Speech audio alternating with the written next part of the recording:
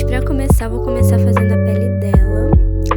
Aí eu tô fazendo a pele dela aqui com um begezinho que eu fiz. Eu misturei um bege bem escuro com um bege mais clarinho pra eu poder fazer esse tomzinho que é da pele dela, né? Aí eu fui pintando aí, eu fui tentar fazer o blush dela. Depois eu fui pros olhos. Os olhos deu bastante trabalho pra fazer esses olhos. Levei 20 minutos pra fazer cada olho. E ela tem um olho de cada cor, né? Um olho vermelho e o outro tá em preto. Aí eu fiz os olhos dela, depois os cílios. Usei um pincel mais fininho pra eu conseguir ter mais precisão pra poder fazer. Fiz a bolsinha embaixo dos olhos, depois o brilhinho. Depois eu terminei de fazer a íris, né? E depois eu fiz um brilhinho nos cílios com um cinza mais claro. Aí depois eu fui fazendo mais alguns sombreados no nariz e também no rosto dela.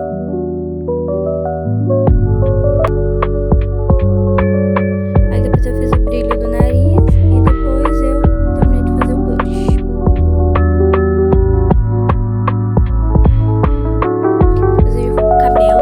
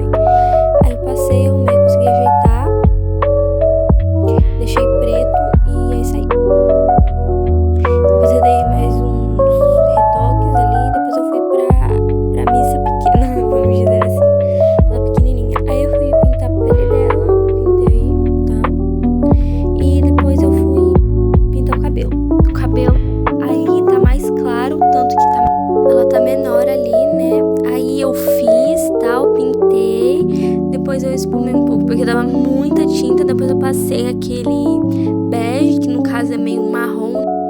Aí eu passei um branco pra fazer o brilho, o cabelo e tal. Depois eu vim